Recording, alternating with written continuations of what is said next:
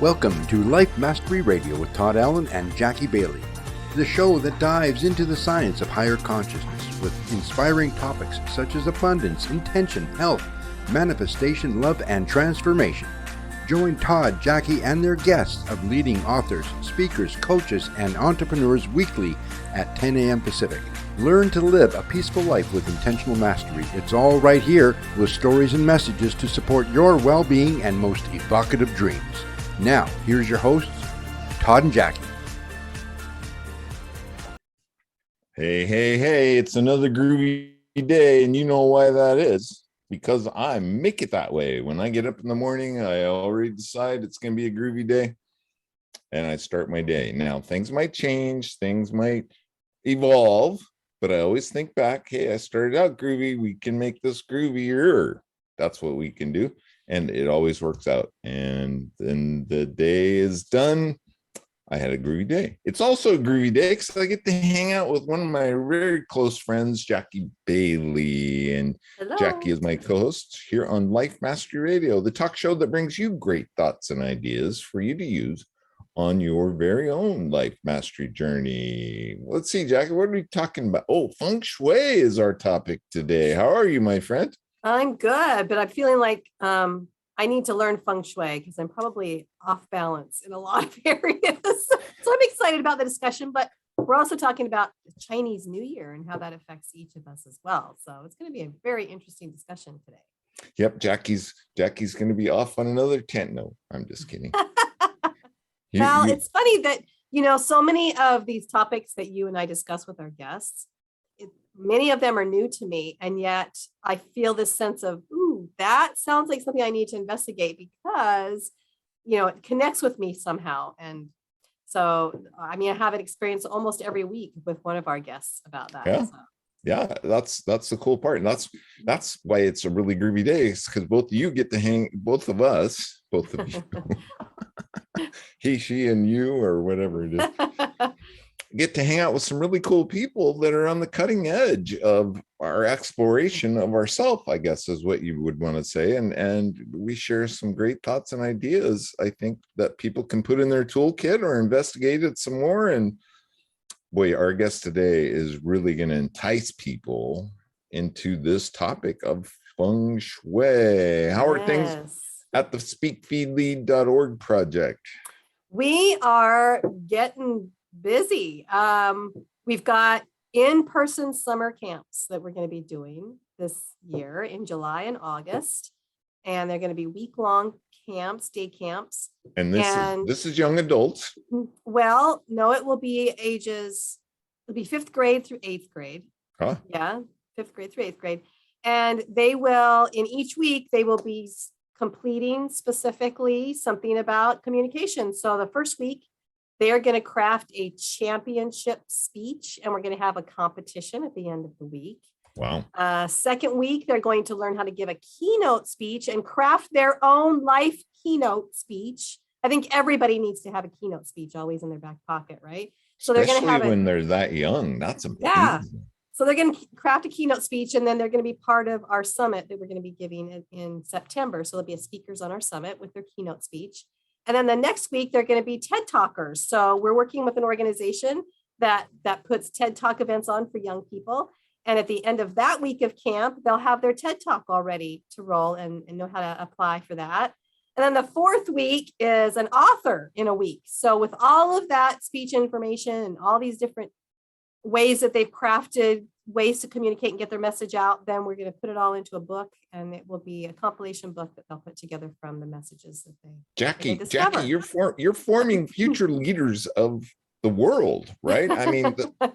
When you're in 8th grade cool. And you compile what it is that's important to you and what it is and who I am and what I'm about, and it just starts the exploration off. Oh my goodness, that's just so cool. That is very cool. Well, I'll tell you, when kids know who they are and they know the value of the life experiences they've had and how they can inspire others through that, when they get off to college or even when they get into high school and there's pressure to do this or that, or to be someone that they're not, they're less likely to give in to those pressures because they have this very strong sense of who they are. And it doesn't matter what other people think. Yeah. And so that in itself is a powerful way to know how to think about yourself. So I'm so glad that we Powerful can way do that. to empower young people. That's Really what it cool. is. It's pretty cool. It is Right really on. cool. Yeah. You can find out more at speakfeedly.org or just Google Jackie Bailey. It'll come up. Life Mastery Radio will come up too. And you can follow the link to our website at lifemasteryradio.net or .com.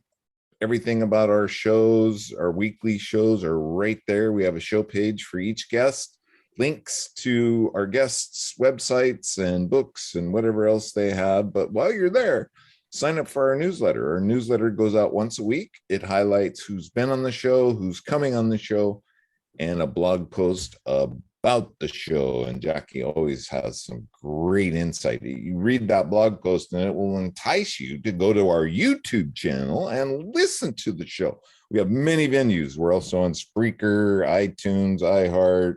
Oh my goodness, the list goes on and on and on. We are available everywhere.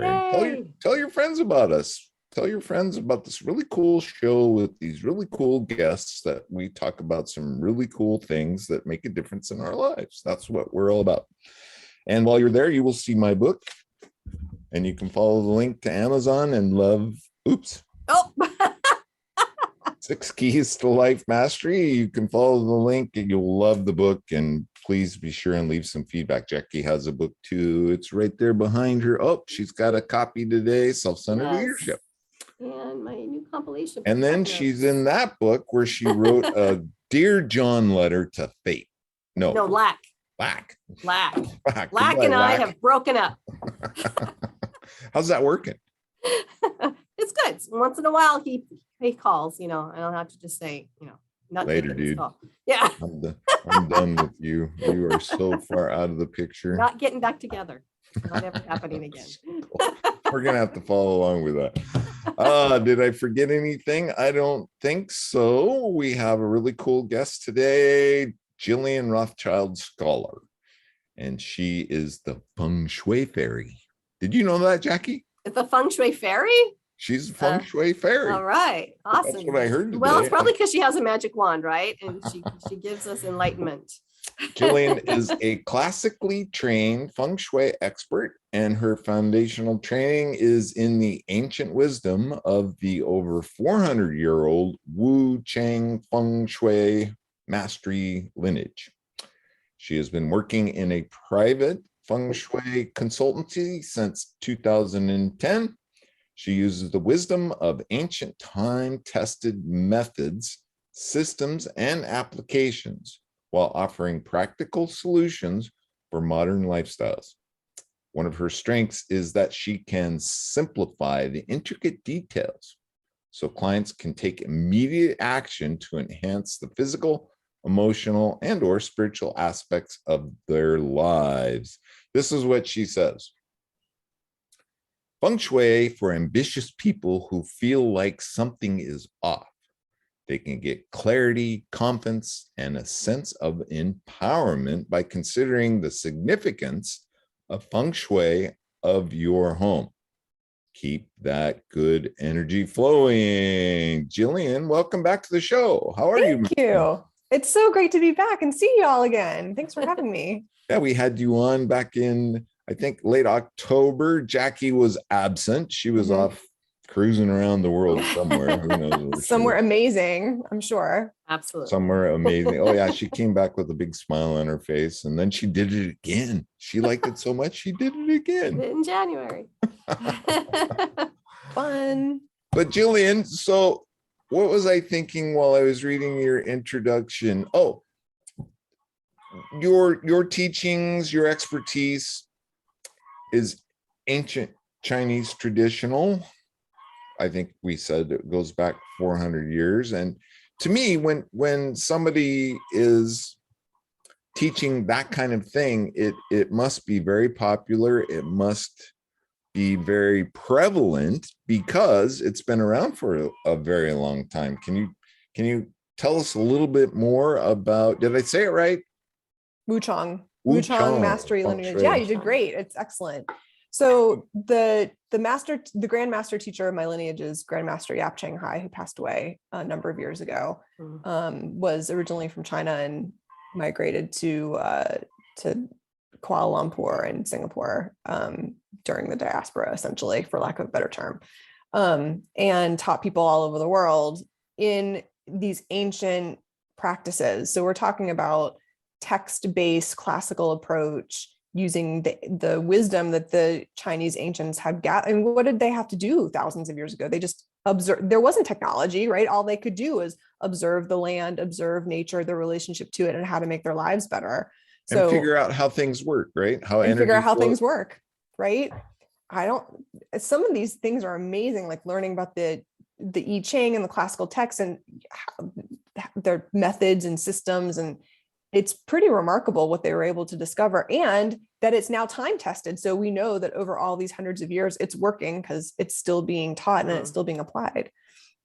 Or it works, and it gives people the solutions or the answers or the direction in which they should make choices or do different things, or huge. It's so it's all really holistic, where Chinese metaphysics and on the Chinese 5 arts are so integrated. So in ancient China, if you were ill and you went to the doctor, we would say it's a Chinese medicine doctor, but it's their culture, right? So if they're just going to the doctor to find out what's wrong, and the doctor would not only look at their physical body, but they may also go to the home and see, is there something going on in the house that is root cause of your illness? Is your home on the wrong side of the mountain? Is it too windy? Is it too damp? Is there something energetically going on in the house that is causing disruption so that you are not well? Location. It's all feng shui. So, and it's so interesting about that too, because doctors were not scholars, right? That it's not like they had, back then anyway, they had been through all these years of medical school, but they were just healers. So they were these natural, holistic, you say, healers. And so they were taking all of these things into consideration and using what they knew about the planet, which obviously was a lot. And I, it's interesting that we say, wow, it was amazing that they knew so much back then, because we're comparing it to what we know now, which really isn't anything. But because the way I look at it is that in ancient China and in ancient civilizations, they were probably so close to the spiritual realm that it was automatic for them. They hadn't had colleges, take the spirituality out of things that they often do. Maybe you could call that information pollution. Yeah, absolutely. I mean, because when you look at the earth, everything is so well patterned, and we've somehow lost this ability to watch for patterns and be able to interpret those for our own good. There's a lot of interference that we have now because we have technology, and knowledge is so accessible. You could just go on your favorite browser and type something in, poof. You could spend days on a topic based on the information that's available out there and the libraries that we have amassed and collected information. And you're right, all they had to do was observe nature and be connected to it, observe its patterns, and be in alignment with those patterns to have a good life. That's what we're doing in Feng Shui, helping you get into alignment so you can have a good life. Yeah. So give us a little bit of, it's a huge subject, and there is so much that we could get into, but give us an idea of the types of things that we can learn about ourselves or our future, or what can we really tap into that helps us in our day-to-day lives and to make better choices? That's a great question. When people come to me for Feng Shui, they're usually coming for one of 3 main reasons: for health, wealth, and relationships. And largely the stuff that we deal with in life, in our human experience, fall under one of those 3 categories. And so what we're doing is we're using Feng Shui to help use it as a support system for our lives, so that when our lives have support through our physical environment, it's just easier to achieve the things that we want in life, like well-being, good health, abundance, happiness, satisfaction, fulfillment. Again, the nature of the things that we want in life and we want to experience can all be addressed with Feng Shui. Does that answer your question? Pretty much. I mean, there's a lot of things that we can discover, and not only does it apply to the individual, but it applies to societies and to the world as a whole. The Chinese were, did I catch it right this morning, a 60-year cycle, or is it a 12-year cycle with because we're in the Chinese year of the tiger, right? And Right. so those are cycles. Is that Yes. 60 years? Or is that a 12 year? There's multiple cycles actually. So we're currently, the year of the tiger is part of a 60-year cycle. So we could look back 60 years and look at the energy of what happened 60 years ago. And you could look back 120 years and look at the history of what happened during those years to get an idea of what we could potentially expect to experience this year. And then you can look back every other year in correspondence. So for example, if you were turning 60, you're having what's called a Fu Yin year because you're experiencing the same energy as the year that you were born. And unless you live to be 120, you're never going to experience it again, which is sometimes a relief because if you have a crappy year, you can just be like, it was just a year and I don't ever have to experience that again. But if you're in a time period when the energy feels really good, you want it to last and you want to have more of that. So this year I'm starting over, right? Because last year I turned 60. So now I'm starting over. You're still in that year though until your birthday, right? Well, that's true. Right. Well, so your energy, the year that you were born is the same as last year's energy. And that shifted February 4th of 22. So last year might have been really interesting for you in a lot of different ways. Every year is interesting. I'm just blown away by things around me and especially in our, we don't want to get too far up in the weeds, but our society, it just blows me away that we could be this so archaic as a planetary beings. We could be so archaic in the year 2022. It's almost like we went back to the World War II era when we don't want to get off in the weeds. So tell us more. Tell us more about the Chinese New Year. What is it that we're experiencing? What is it that is coming down the pipe for us? Okay, so we can definitely touch base about that. I want to talk about just a couple of fundamental concepts that people need to understand. So when we talk about Chinese metaphysics, people kind of get an understanding of what we're discussing. One is qi or energy. So that's the most basic explanation of qi. And there were really three different types of qi that we discuss when we talk about qi. There's form qi, formless qi, and human qi.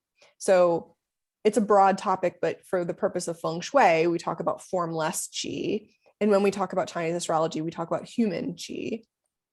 Then there's another concept called the three lux. The three lux are what the energy that compose who we are. So heaven luck is what's fated. You're born with it. You can't change it. You can't crawl back in your mother's womb and be born at a different time. This is just what you're fated to have. This is the deal there. This is who the family you're born into, the part of the planet that you start your life at, where you grow up. And that's significant. I don't want to get off too far off topic, but that is significant. That's significant. What starts the deal. Right. You can make choices later. If you don't like where you are living on the planet, when you're independent and you have means, then you can choose to go somewhere else. And that's actually your human luck. So this is part of your human qi. This is your free will. These are the choices that we make. So there's heaven luck, human luck, and earth luck. Earth luck is your environment. So it's your feng shui, your physical location, your space. And in the East, this perspective on luck is that you cultivate your own luck. Preparation meets opportunity. So if you study hard, you practice, you become really good at the thing that you do. When the opportunity is there, you're in a much better position to grab it because opportunities come all the time. And are you open to seeing them? Are you ready to grab them? This is one of the aspects that Feng Shui is really good for, which addresses your question from earlier, because when you have good Feng Shui and your environment supports you, then you can be in a position to make those decisions to jump on opportunities when they come. And I know that as paying attention.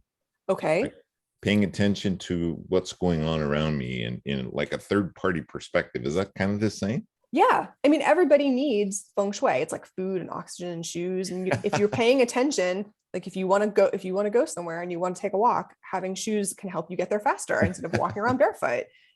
If you want to I was going to say, hold on just a second, because beep, beep, beep. We're going to back the truck up a little. Feng Shui is something that I always thought was just based on how you decorate a home, right? So you got to have enough red. She's trying not to laugh, Jackie. I know, but I think this is how it's been railroaded or derailed from what it actually is someone wrote a book about how to decorate your home using Feng Shui, and people kind of thought, who didn't know any better, well, that's all that is.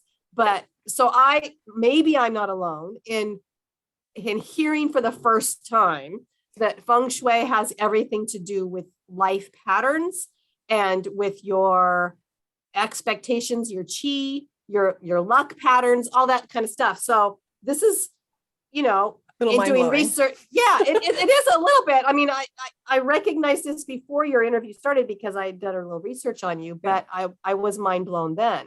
So in case there are other people out there who didn't know, like me, that there was a lot more to this than just decorating. This is what happened last time I was here. This is almost the same conversation that we had before, because I think it was Heather. She was like, what? This is not what I thought it was. Yeah. It just happens to be that here in the United States, in the West, right, largely in the West, our experience of this cultural perspective of energy, yin and yang, which is this, widely recognized symbol of harmony and balance, the patterns and cycles and influences that go with yin and yang are not part of our culture. So to be easily digested, for lack of a better word, it has to be almost watered down so that we can really incorporate it and understand it. In the 70s, it showed up here in the West brought by a couple of people to make it more tangible, different kind of perspective that wasn't classically rooted. And it got lumped into like the new age world of decorating and feeling good about your space. And that's lovely. Your space can look beautiful and should be aesthetically pleasing to you. However, it may not have good feng shui. And it also doesn't mean that your house has to look like a Chinese antique store to have good feng shui, because that's not fun either, unless that's your aesthetic. Right. I work with energetics. I don't work with aesthetics. I'm not an interior designer. There are you don't care if my drapes are purple. If you like them, that's great. I mean, I heard you say that earlier. Yeah, when people call me and go, I need you to tell me what kind of flooring to pick for my house. It's just, that's not the kind of work that I do that is the best use of my expertise, essentially. I help people get into energetic alignment with the energy that's available in their space so that they can be more supported, so they can achieve the things that they want. But are there certain elements though? I mean, that maybe you're going to either put in a wood flooring or you're going to put in vinyl flooring. And I'm going off, the deep end here, but maybe the color isn't as meaningful or important as the elements of nature that you're bringing into your home. Would so so there are 5 elements in feng shui, and that's one of the fundamental, before we can even talk about Chinese New Year, right? We're still on the fundamental concepts of Chinese metaphysics. The 5 elements are water, wood, fire, earth, and metal. And these 5 elements are widely discussed in feng shui. They're a type of qi. They are said to make up everything in the universe. Each of these has a numeric value, a behavior, a sound, a taste, a body part, a color relationship. These all have all these attributes and characteristics. And you see them in all kinds of Chinese metaphysics, in Qigong, in Chinese medicine, in acupuncture, and of course in feng shui. And so we have to understand what these elements are, because we want harmony and balance. And if something has too much of one element and not enough of another element, it's out of balance and it's out of harmony. So the type of material that you bring into your home can absolutely be a factor. If you live in a log cabin and everything is wood everywhere and there's not enough of other elements, it can be disruptive, unless your personal Chinese astrology chart needs the element. So this is one of the things I do in my own practice, is I look at the feng shui as it relates to a person's Chinese astrology chart to see how we can bring a person's individual energy into balance with the energy of the space. Cool. It's so fascinating. Yeah, it is really, really fascinating. But have you always known this, or was this something that you discovered somehow along the way? I was a little bit of a weird kid. I was not really. Aren't we all weird? We're all a little bit weird. I was a little bit of a weird kid. I actually moved my furniture around a lot in my home as a child. I didn't know what I was doing. I was too. I was always rearranging furniture. I rearranged my furniture. My dad was like, rearranging the furniture again? Yep, I am. Go away. I'm going to clean now. And it evolved into like a self-help period in my 20s, early 20s. I feel like I read every self-help book that I could possibly read. And in there, I picked up books on feng shui, and actually had a conversation with a colleague of mine when I lived in California early on after I graduated college. She said, you came to my house and you brought this feng shui book and you said, I love this. This is what I want to do. I don't want to work my day job. I mean, apparently I said that, I don't remember having that conversation. She just told me this recently, that even back then I was into it, and I found my way into formal training later in life. And I still worked a day job. I was convinced, I practiced Feng Shui. I used the techniques for myself. I improved my own life because I could identify issues that were going on. And in all honesty, I made a lot of money. I was really, really good at what I was doing. I was like golden handcuffs. I was going to stay, even though I wanted to work Feng Shui and have a business and help people, because I was having such a great experience with it. I was like, if I can do this, anybody can do this. It was a big buzzword in the late 80s, early 90s. I mean, people were just all into that. And if there was a consultant or somebody that could help guide them way, oh man, you became a guru like that. Right. And at that time, the other thing too, is that it was also sort of secret. Like you were going to hire somebody for Feng Shui and you're going to make your life better, but you weren't going to tell your friends and family that you were using Feng Shui, because it was still a little bit dodgy then. It wasn't mainstream. Like now, if you say, I have this amazing Feng Shui person and she helped me, blah, blah, blah, they're like, oh, I need to know who that is. And that's largely how my business grows, because people get results and they tell people. You know, there was a famous dude that said something along the lines, it's hard to be a doctor in your hometown. Yeah. I had to leave. I mean, I'm originally from Ohio. I had to go to California and then I had to move away again. Now I live in Phoenix, Arizona, to be able to attract the population that's right for the kind of stuff that I do. Because I also know that I'm not right for everybody. I mean, I'm highly intuitive. My clients they like to co-create their lives. They're usually ambitious. They're goal-oriented. They're usually into all other kinds of modalities, and understanding that Feng Shui is part of the tool that can help them get where they want to go. It's unfortunately it's not magic fairy dust. Right. Sprinkle fairy dust. But Jillian, I've also heard you talk about how important doors are, or doorways, and I don't know, is it the direction that they're facing, or what direction you're entering through a door? So tell me a little bit more about doors. Okay. Right. So my teacher used to say this all the time in my mastery training. She said, people, when they want Feng Shui, they want the whole enchilada. And sometimes all you get are the nachos. And the nachos are your doors, your bed, your stove, your water features where your pool is placed, or you have a fountain or a spa or hot tub, your office position, the way that the chi flows in the space. And it happens to be that here in America, our homes are prefabricated. We're not largely like finding a plot of land and putting a house somewhere and orienting the house in the land, which is really what Feng Shui is for. Right. We go in real estate and I think this house is pretty. It feels really good. I can see myself here. And then you get in it and your life starts to fall apart. And then you call for Feng Shui, which is what happened to me actually. And so I totally understand that. The doors are super important because this is what's called the mouth of chi, or the entrance point for chi. So where the chi comes in, how it flows in, how easily it is to access, and the type of chi that you're encountering when you bring it in is influential. So you're saying then that we can change our luck, so to speak, by entering one door of a building rather than another door of a building? Yes. Really? Yes. I have a client who works for a high-end fashion house in New York, and she moved from Asia to New York. And we looked at the building that she was going to be going into, where it is.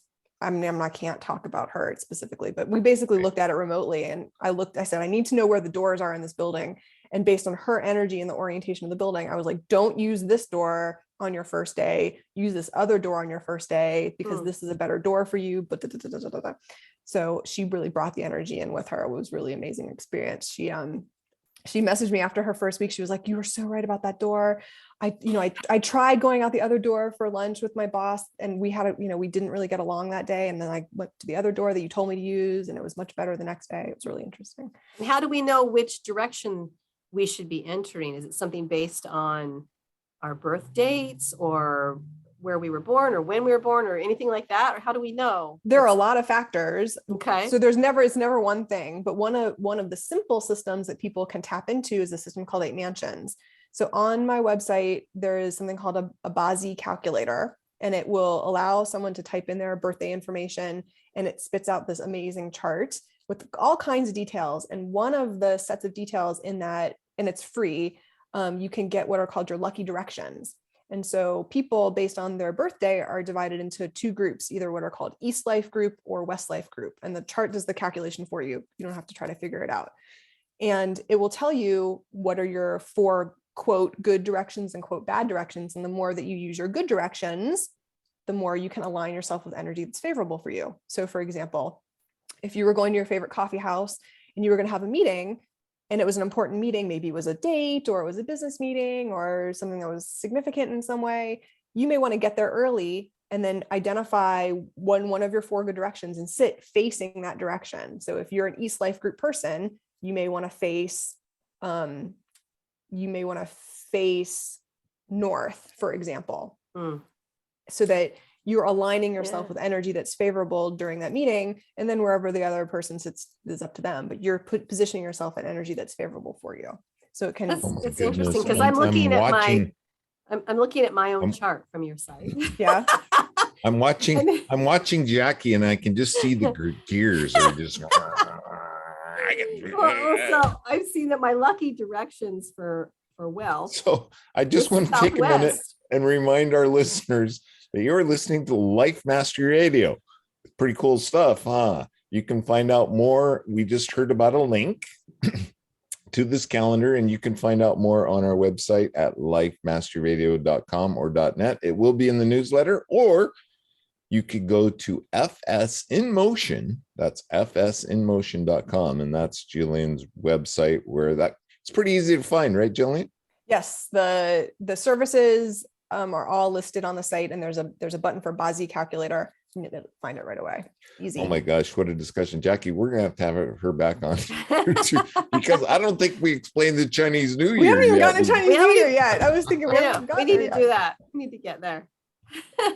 So why is the Chinese New Year so significant to us who may not be Chinese? Right. So this year is the year of the Yang water tiger. And each year we like to understand the energy that is visiting so that we can get an understanding of what to expect. And this actually comes from something called the Shah calendar. It's commonly known as like a farmer's calendar, which is a solar calendar. It's fascinatingly accurate. It records the passage of time and is a tool used for forecasting. So it holds all the information about time represented in 4 sections: a year, a month, a day, and an hour. And this is also sometimes called the 4 pillars.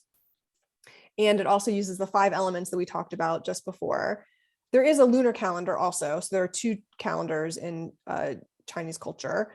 The lunar calendar is what's more commonly celebrated for Chinese New Year, which could be January, it could be February. The date vacillates because it's the lunar calendar. So for the purposes of Feng Shui and for Chinese astrology, in my practice, I use a solar calendar because it's very precise and only vacillates by a few hours every year, which makes it very, very accurate and good for forecasting. So when we read a Chinese astrology calendar date, we read it from right to left. We see the year, the month, day, and the hour. We have 8 boxes. The top row are what are called heavenly stems, and the bottom row are earthly branches, and the earthly branches are the animal signs. So this is what people know. People go, oh, I was born in the year of the snake, or I was born in the year of the ox. And so you have some understanding about the animal signs. Now, the energy of this year is Yang water tiger. So Yang water is like massive water element, like energy from the water from the ocean. It's huge amount of water. It's yang, it's big, it's expansive. And then the tiger carries the element of wood element. So the imagery that we think about is like a tree, like an oak tree that is strong and sturdy and thick and stable. So you can almost picture like a big lake with a huge log on top of it, where the log is floating on the lake. Or you might think of like a crocodile in the river, where you can kind of see it looks like a log, but it's a crocodile going down the river. So the animal branch for the year is the tiger. And it's pretty strong energy. This is pretty massive. These are strong elements because they're both yang elements, and they're pretty passionate. If you've ever experienced the energy of the ocean, it's passionate, fierce, strong, deep energy. And the energy of yang wood can be quite immovable, which can bring conflicts. And we're already starting to see that this year, unfortunately. What are some of the other things that we can, I don't want to give energy to expect, but what are the other things that might come into fruition? Yeah. So one of the things that I find really interesting about the Yang water tiger, we read it as what's called a pillar. And this pillar of Yang water tiger, it's Runyin is the Chinese name for it, Runyin. And it's one of 10 spiritual pillars. So there's 10 combinations of all of the 60 combinations that can be had. There's only 10, and this year of the tiger is one of them. And so what that means is that people are kind of walking into this year feeling like it's an endless night, like wondering when it's all going to end. And that's so very true. It's right? so true. I mean, that's It's almost surreal. Like people feel like nothing is as it seems. Everything is so mysterious. what's next, I think, what's like, too, what right? A lot of people are like, next? okay, what's next? Right. There's so much injustice going on. And that actually, the injustice aspect has to do with the fact that there's no metal element in the year, because we have Yang water tiger, there's no metal. Metal actually is an indicator in the 5 elements of justice. And so we're seeing all this instability throughout the world and upheaval, and it can be pretty dangerous. So when this happens, people turn to spirituality, right? We're starting to like feel, what's my purpose here? How can I create a better world? What can I do to change things? Is that because people are looking for answers? They're looking for solutions, and they're asking why? Why is this? Is that why? Yeah. Well, we're coming out of a couple years of grief, sadness, isolation. And now we're having a year of conflict that no one was expecting. Wow. Nobody that I'm connected with could predict anything like this. We certainly didn't predict the pandemic, because these are massive issues that we have no way of predicting them. And so when this happens, people start to wonder what their place is in the world. And it happens to be that this pillar comes in as an extra layer of energy, and it's sort of like a momentum behind you that pushes you forward to exploring this even deeper. So if somebody has this pillar in their chart, this Yang water tiger in their chart, there's somebody who could be timid or extremely aggressive, usually someone who's highly sensitive, somebody who operates heavily on intuition, could be a bit of a purist mindset, could be somebody with a one-track mind, but has a very strong spiritual intelligence, someone who has a high learning ability, someone who's interested in spiritual enlightenment or spiritual growth, having a spiritual practice, having a greater understanding of human emotions. And that is very popular right now. And that is largely because we're all feeling this extra energy coming in this year. Fascinating. Oh my gosh. How do you sleep at night? I sleep really, really well. Because I have great feng shui, so I sleep really, really well. So give our audience then an example of what you can do with this information, because before the show you took some demographics from Todd and I, and you can now give us some, I don't know, ideas or maybe. Yeah, there's 2 things I'll say. One is that we kind of go, where is this all leading? So it happens to be that this year is a kind of a big opening point for a 12-year cycle, because the energy of this year, I'm sorry, I should back up. The energy of this year is the same energy as the month where the year began. So the month of February is when the year began, because on the Chinese calendar, we start February 4th every year. So February's month energy was the same as the year. Now we're talking about this in March. So the energy of March in 22 is the same energy as 23.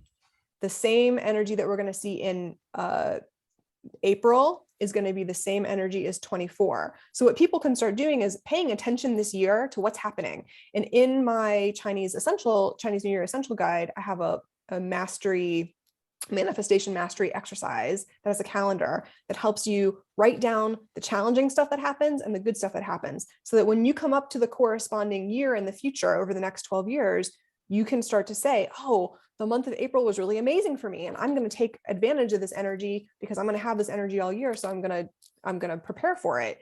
Or you might have a month that's a little bit challenging, and you might be like, oh, well, I should be prepared for that year coming up so that I know that this was not a good year for me and I can plan accordingly. So having a record of what happens this year helps you plan for the next 12 years. And knowing that information, you can really take advantage of paying attention. Like we talked about this earlier, Todd, you said it helps you pay attention. What's going on? If things are not good, what can I do to make it better, so that you can start to have a ripple effect of what's coming? That's one bit. The next thing to do is to know your Chinese astrology chart. When you know the basics of your Chinese astrology chart, you can understand the energy that's coming in and how it corresponds to you. So for example, if you are somebody who in your Chinese astrology chart, you have an animal sign of a monkey, this year, that is what's called the clash animal for the year. So the animal of the monkey could be someone born in 44, 56, 68, 1980, 1992, 2004, 2016. 2016 was a monkey year. And the month of the monkey is the month of August. So the party this year, the party really starts in August. We think the party's already started. The party really, really kicks up in August because we started to see things unfold and conflict in February, and we're starting to see them increase, but it's really going to be, for a lot of people, the month of August is going to be when things really kick in.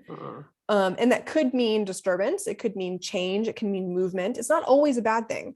I don't actually always think that, I mean, we never want people to suffer, but clashes individually are generally not such a bad thing, because usually when something clashes, something needs to change. And if you are somebody who's open to change and you go with it, then usually something amazing happens on the other end. Good things come from chaos and entropy. Exactly. So moving. I was just going to say quickly, you talked about the guide. Where can people find that guide? That's your ebook, right? It's an essential guide just for the year. So the website link for that is, I think it's fengshuiinmotion.com, and then it's /Chinese-new-year-essential-guide. And there's a link. It'll to be it in our blog resources. posts. Yeah, it'll be our blog post, and we'll put it on there. Yep, and it's in the resources section of the site too. So you can get lots of information about Chinese New Year as well. So when you know your animal sign, you can know if you're going to get help in the year. So one of the things that people always want to know, like, am I going to have a clash? Is it going to be my clash year? Are there going to be challenges? And then if there are going to be challenges, can I get help? So help are what are called nobleman stars. Everybody wants nobleman stars because noblemen are like helpful people that come in when things are dire or when you need support.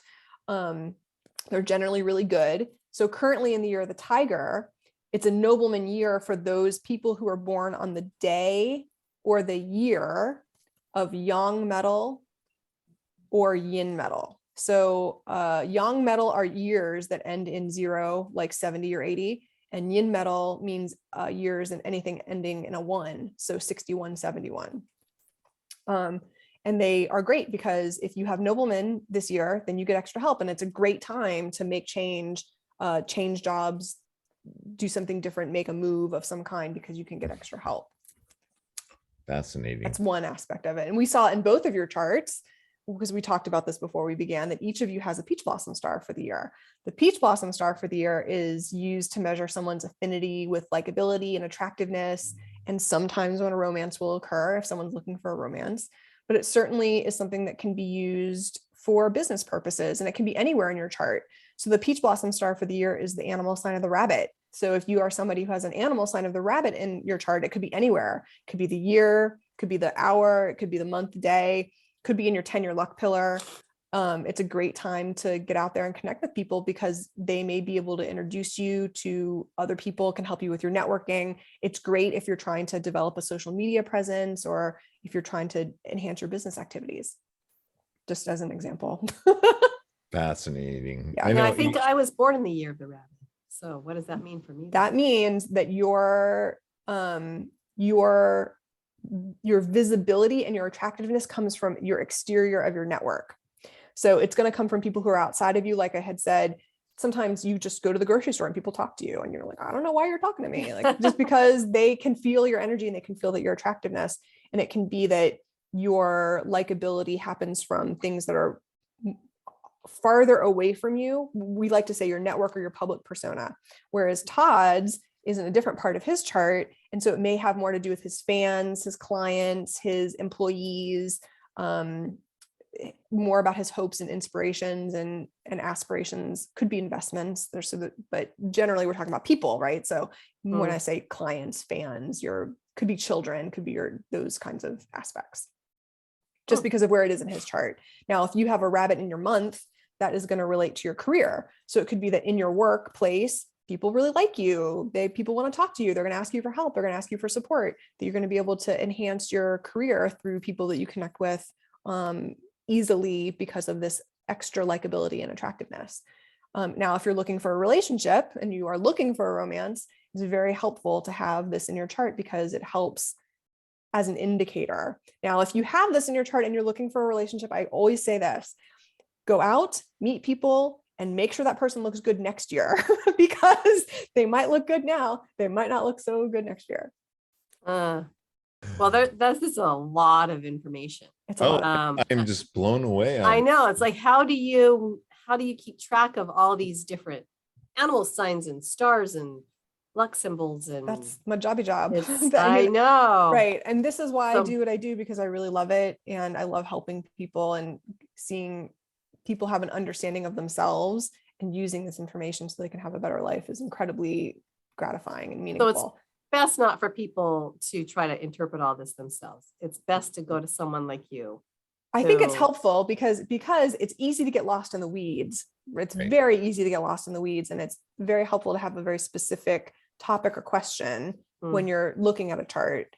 That's generally when I do a reading with somebody, I talk to them first. We spend almost an hour talking about their lives and their history and getting some background information, and then asking what their goals are, what it is that they're trying to ascertain through the reading, and then come back after I've had a chance to look at the chart and go and dig into the nitty gritty of getting that question answered. When should I get married? When's a good time to have a baby? What's happening with my career this year? I want to publish a book. When's a good time to do that? I had a move and it didn't go well. What's going on? Those kinds of things. And that's one aspect of what I do. I also use other resources, but since we're talking about Chinese astrology, that just popped into my mind. It's interesting that you said that, because reading charts and ancient Chinese charts, I guess is what you'd say. I'm curious about the interpretation from the person doing the reading and the incorporation of your own intuition. Do those come in, or is it pretty well cut and dry? Okay. So my intuition is strong. I'm not a psychic. I never say that I'm a psychic, but I have a strong intuition. And the information that you can glean from a chart is only meaningful if you have a spirit of focus. If you have something that you can focus on. If someone just says, tell me about myself, that's lovely and interesting and it's entertaining and it's fun. However, it's not so meaningful unless you are trying to have something that you want to focus on as a goal, which is why a lot of my clients are naturally intuitive, and they are goal oriented and they're ambitious. And so they're looking to use this information to create some leverage so they can get to what they want to do and where they want to go faster, and with more ease and more grace, instead of running into obstacles and issues. Help them pay attention and make better choices. Pay attention, make better choices, make informed choices. If this is the year to write a book, then sit down and write your book. If it's the year to go on a speaking tour, go on a speaking tour. If it's the year to ask your boss for a raise, you want to know that in advance so that you can make sure you're doing a good job and you're performing at work, so that when you do the ask, you're in a position to get what you want. Because if you don't actually take the action in advance, then the chances for that opportunity to come are going to be slimmer. Fascinating. So knowing this in advance can be super helpful. And that way, when things change, when the building closes and you lose your job, in advance that something is going to change and you can be prepared for it. If you want a relationship and you're looking to find a partner, and you know that person may be coming this year, then you can prepare yourself. You can get yourself right emotionally. You can get your financial house in order. You can get your physical space ready for welcoming. In order. Get your feng shui in order so that you can be ready for that life partner. That's now, does this, knowing this and being able to look at what happened in the past and what you can look forward to in the future, and the future could be like the next day, right? Or it could be a week from now or something like that, or next year. Does that diminish your ability then to manifest certain things in your life, or does it make it more powerful to manifest certain things in your life? My experience is it makes it more powerful, because it gives you something to focus on. If somebody says that they want to have a baby, but their health is not good, we need to get the health fixed first. And we need to know the right timing for the opportunity to come and how much runway we have. So if you want to have a baby, and let's say you want to have a baby before you turn 35, and you're in your late 20s, we need to see what's happening over the next couple of years. If there's a health issue, how much time we have to get that addressed so that you can welcome a baby in a healthy, positive way. And one aspect of it is your Chinese astrology, and one aspect of it is your feng shui. So when I talk about the 3 lucks, when we say heaven luck, human luck, earth luck, we really can control about 2/3. We cannot control heaven luck. We can't it's fated. Yeah. We can't do anything about that, but you can do something about your free will. You can do something about your mindset. You can do something about your physical environment to make sure you're energetically aligned with the most supportive energy available. And when you do that, you can shift the trajectory of your destiny a little bit, about 2/3. So can you give us an example then of a particular client that came to you with I was just thinking of a testimonial. a desire for something, and couple of them. through Feng Shui or through the coaching that you gave them, that something changed for them? Yeah. So actually, I have a gentleman client who I've been working with for a number of years who had gotten divorced and had read a bunch of Feng Shui books and called me and was like, I read this in the book and I don't understand. And this says me to decorate this. And this is conflicting and I don't get it. And so he was really confused. The poor guy was so confused. So we spent a lot of time talking, and I went to his home after he had gotten divorced. He was living there with one of his children, and there was not a stitch of flooring anywhere in the house because he was so confused and so stuck that he didn't decorate anything because he thought it was all about decoration. And so what we ended up discussing in that particular house was that the house was not supportive for him, because he was like, I'm talking about if I should put in a pool and if I should do this and if I should do XYZ with the house. He had all these ideas about what he wanted to do, but was feeling really stuck. And it turned out that the goals that he had, the house that he was in, was totally not supporting him in the things that he wanted. And so what we ended up discussing, this is, by the way, in all my years, I've told 5 people to move. This is not a conversation I have lightly, but he was not getting where he wanted to go in that house. And You were one of them though too, right? I'm sorry. Didn't that happen to you? Well, I fixed that house. I moved into the house and my life fell apart, and I used Feng Shui and I fixed it. Okay. That particular house for him was in a situation where, like, he wanted to get into a relationship, and it was very clear that no new relationship was going to come in that house for a long list of reasons. And so we discussed him getting the house staged so that he could sell it. And then we talked about working together to find a new place. And that's exactly what happened. We worked together. He staged it with a professional stager. We used the right timing to put the house on the market. He got more money than he expected out of the sale of the house, found this amazing place with me. And within a couple of short few months of moving into this new house, he got into a relationship, and I've helped him with his franchise and his business. And he's now one of my VIP clients. I work with him on a monthly basis. He's kind of amazing. So it's just an example. Oh my goodness, ladies. Oh. That is fascinating. We only have about 4 minutes left, Jillian. This hour just flew by. I have a lot to say about Chinese metaphysics. Oh yeah. Well, it's so fascinating, and there's so much to it, and there's so much more that we can do. And is there one thing that we should have touched on? We talked about a lot of things. Entice us to visit your website or check out your calendar. Yeah. So I say that Feng Shui favors action, and knowing the right timing and the right alignment to do things makes a huge difference. And that's why people work with me, because they're ambitious and they want to get where they're going a little faster. And one of the things that I encourage people to do is to get to know me. Signing up for my newsletter is a great way to do that. You can do that on the website. I also offer classes. So if this is something that you want to learn more about, we can study together. Or if you just want to have your own experience of Feng Shui and Chinese astrology, that's available as well. I work locally, and of course I work all over the United States. And I can, for people who don't want me in their home individually because of the pandemic, I can do work remotely as well. So there's a lot of options. You're in the age of Zoom. So you can take a virtual tour of somebody's space via Zoom. And we have GPS, so I can actually see the orientation of the property. There's quite a bit that can be done these days that couldn't be done. There's some limitations, right? There's wealth formulas that cannot be applied, but there's quite a bit that we can do remotely for people who are really challenged. And it's very gratifying to keep the good energy flowing and people staying in the flow of energy so they get where they want to go. And experiencing being with the flow of the energy is so much different. It's like going down the river with the flow of the river instead of trying to row against the energy. It's much more satisfying. Well, having the insight to know what's going on when it happens, right? When we're paying attention is very powerful. And I highly recommend that people check out Jillian, check out her website, check out her calendar. She's got some events coming up that are kind of super secret right now, but we're going to talk about the I Ching. We're going to talk about the secrets of the I Ching and how to use the I Ching without a book. Because a lot of times people go, I need an I Ching book and I don't know how to read it. It's overwhelming. Well, I'm going to teach people how to do it without a book. Without a book. Nice. That's coming soon. So more news at 11. Tell them your website. Jillian? Feng Shui in Motion. My business is Feng Shui in Motion. The website is fsinmotion.com. Nice. Thank you so much for showing up again as you. This is just fascinating. And Jackie, look at Jackie. She's got a big smile on her face. She's pondering her next move. That's what she's doing. I can see it in her mind. Thanks for sharing with me. It was great to see your charts and get to know you both a little bit more. You guys have so much intertwined in your personalities because of your charts. It's fascinating. It's no wonder we're good friends. Yes. That surprised me a bit. Any quick takeaways, Jackie? We got a couple seconds. Oh no, I find it all very fascinating, and I'm going to look at these charts that she's allowed me to download. Look for the links to that as well, everyone, so you can look at your own charts. I'll be sending that out in the blog. Cool. It'll be on the newsletter. Check us out, lifemasteryradio.com. That's about all the time we have today. Please tell a friend about the show. Did you have fun today? Did you have a blast today, Jillian? You can just imagine what our listeners had. I had a blast. I love having these great conversations where the questions are really interesting and then they're meaningful to people listening. So it was a great conversation.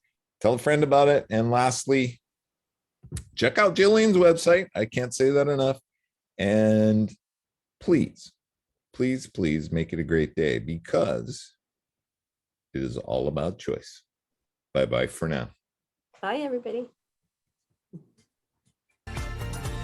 Thank you for tuning in to Life Mastery Radio. Join Todd Allen and Jackie Bailey and their guests of leading authors, speakers, coaches, and entrepreneurs weekly at 10 a.m. Pacific.